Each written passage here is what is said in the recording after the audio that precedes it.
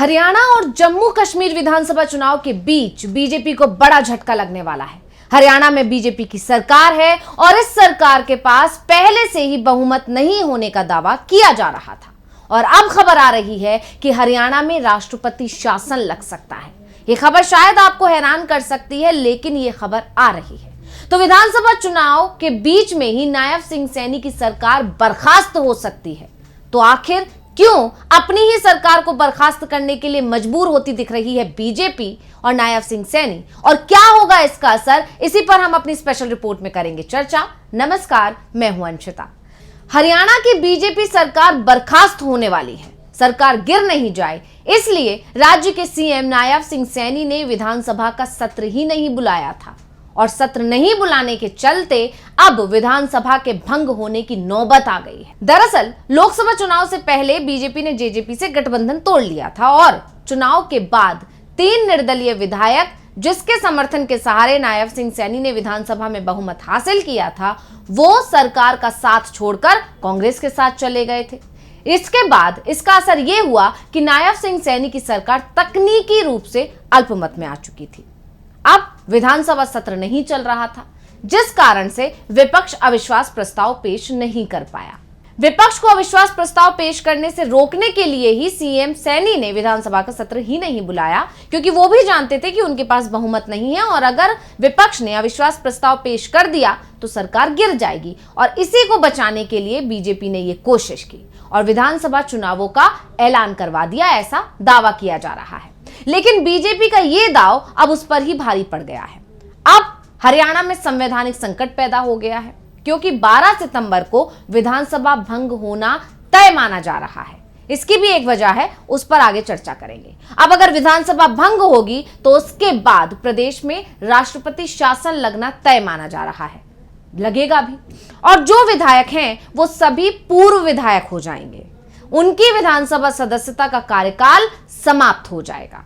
यानी साफ साफ दिख रहा है कि हरियाणा में जो संवैधानिक संकट खड़ा हुआ है उसके पीछे सीएम नायब सिंह सैनी को ही जिम्मेदार अब माना जा रहा है, जिन्होंने अपनी सरकार बचाने के लिए विधानसभा का सत्र नहीं बुलाया, जबकि जो नियम है उस नियम के मुताबिक 2 विधानसभा सत्रों के बीच में 6 महीने से ज्यादा का अंतराल नहीं होना चाहिए। संविधान के अनुच्छेद 174(1) कहता है कि विधानसभा के 2 सत्रों के बीच 6 महीने से ज्यादा का अंतराल नहीं होना चाहिए। इसलिए अब 12 सितंबर तक विधानसभा का सत्र बुलाना जरूरी हो गया है, अनिवार्य हो गया है, भले ही वो 1 दिन की अवधि का ही क्यों ना बुलाया जाए। राज्य विधानसभा का अंतिम सेशन 13 मार्च को समाप्त हुआ था।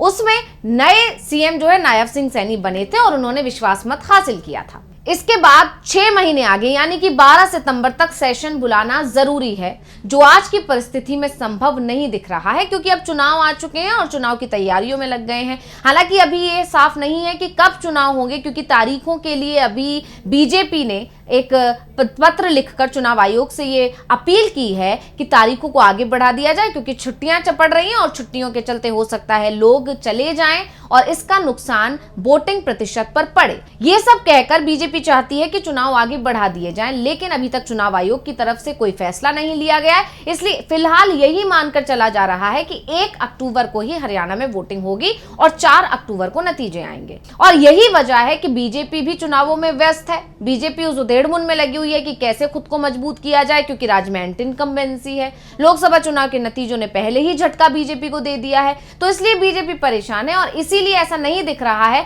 कि अब जो है बीजेपी के पास समय नहीं है। जो नायब सिंह सैनी सरकार है वो सत्र बुलाने की स्थिति में फिलहाल नजर नहीं आ रही है। इसलिए यह भी कहा जा रहा है कि ये एक ऐतिहासिक संवैधानिक संकट है, क्योंकि देश आजाद होने के बाद कभी ऐसी स्थिति नहीं आई है।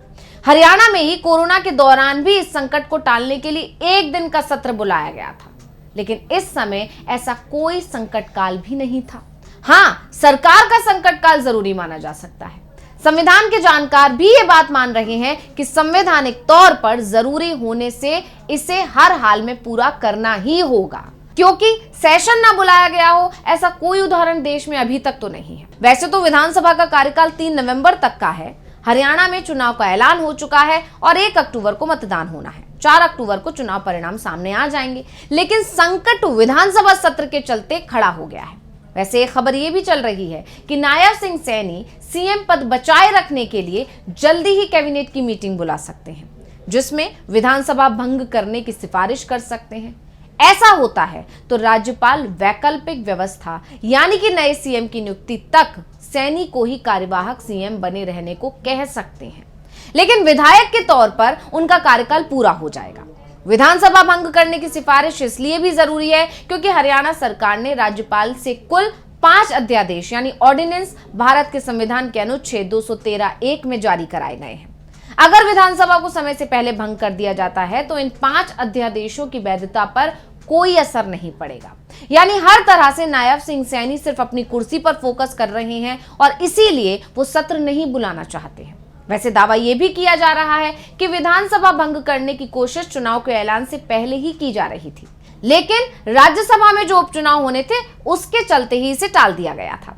हरियाणा में दीपेंद्र हुड्डा के लोकसभा सांसद बनने के बाद राज्यसभा की एक सीट खाली हो गई थी, जिस पर चुनाव आयोग ने 3 सितंबर को चुनाव कराने का ऐलान किया था। वैसे इस सीट पर वोटिंग की नौबत ही नहीं आई और बीजेपी की किरण चौधरी निर्विरोध चुनाव जीत गई। हालांकि इसके लिए जो माना जा रहा था दूसरा नाम कुलदीप बिश्नोई का होना था, क्योंकि उन्हें भी लोकसभा चुनाव में जब टिकट नहीं दिया था तब यही आश्वासन दिया गया था कि आपको राज्यसभा भेजेंगे, लेकिन इसके बाद किरण चौधरी को टिकट दे दिया गया, जिससे वो नाराजगी और ये एक अलग कहानी है। अब बात करें अगर राज्यसभा उपचुनाव की, खैर वापस आते हैं मुद्दे पर और बात करते हैं विधानसभा भंग होने की। तो अगर राज्यसभा उपचुनाव से पहले विधानसभा भंग हो जाती तो ये चुनाव ही रद्द करने पड़ते, क्योंकि तब कोई विधायक नहीं रहता। राज्यसभा का उपचुनाव नई विधानसभा के गठन के बाद ही होता और जैसा कि रिपोर्ट आ रही है उसमें बीजेपी की स्थिति को खराब बताया जा रहा है। खुद बीजेपी के आंतरिक सर्वे भी ये बता रहे हैं कि बीजेपी की स्थिति बहुत खराब है इस बार, और लोकसभा चुनाव तो बता ही चुके हैं। ऐसे में राज्यसभा चुनाव के चलते सैनी सरकार ने विधानसभा भंग नहीं की थी और राज्यसभा चुनाव के बीच में ही विधानसभा चुनावों का भी ऐलान हो गया, जिस कारण से अब सैनी सरकार मुश्किल में फंसती दिख रही है। तो जो स्थिति हरियाणा में दिखाई दे रही है उससे एक बात तो साफ हो गई है कि सरकार विधानसभा भंग करे या फिर राज्यपाल संवैधानिक संकट का हवाला देते हुए राष्ट्रपति शासन लगा दे, दोनों ही स्थिति में नुकसान बीजेपी का ही होता हुआ दिखाई दे रहा है। विपक्ष इस मुद्दे पर चुनाव में बीजेपी को घेर सकता है कि उसने 6 महीने तक अल्पमत की सरकार चलाई थी। सरकार को जनता का समर्थन हासिल नहीं था, इसके बावजूद नायब सिंह सैनी ने सीएम पद नहीं छोड़ा और अगर विपक्ष इस बात को जनता तक पहुंचाने में कामयाब हो गया और जनता में ये मैसेज पहुंच गया कि सरकार बहुमत में नहीं थी फिर भी वो लोग सरकार में बने रहे, तो इसका नुकसान बीजेपी को आगामी चुनावों में हो सकता है। और हरियाणा चुनाव की बात अगर करें तो हरियाणा विधानसभा चुनाव में बीजेपी की स्थिति पहले ही कमजोर है, क्योंकि लगातार बीजेपी के वोट प्रतिशत में भी गिरावट रही है। अगर हम पुराने जितना भी 10 साल का अगर हम उठाकर देखें तो उसके लिहाज से भी ये माना जा रहा है कि कहीं ना कहीं बीजेपी के लिए इस बार मुश्किल है, क्योंकि जो राजनीतिक इतिहास है हरियाणा का वो यही कहता है कि जो भी सरकार 10 साल तक रहती है उसका तीसरी बार आने के चांसेस उतने ही कम हो जाते हैं। ऐसा कांग्रेस के साथ भी हो चुका है और इस बार बीजेपी के साथ भी होने की संभावना जता रहे हैं राजनीति के जानकार। तो ऐसे में बीजेपी के सामने एक के बाद एक तमाम चुनौतियां, कई चुनौतियां हरियाणा चुनाव में खड़ी हुई हैं और बीजेपी इन चुनौतियों का कैसे सामना कर पाती है, इन चुनौतियों का क्या हल निकाल पाती है, निकाल पाएगी भी या नहीं, ये तो आगामी चुनाव के नतीजे बता ही देंगे। फिलहाल स्थिति बहुत ज्यादा खराब है और कभी भी विधानसभा भंग होने की खबर हरियाणा से आ सकती है। तो इस रिपोर्ट को लेकर आपका क्या कहना है, हमें कमेंट करके अपनी राय जरूर दीजिएगा। इसी के साथ मुझे दीजिए इजाजत, देखते रहिए डीवी लाइव। नमस्कार।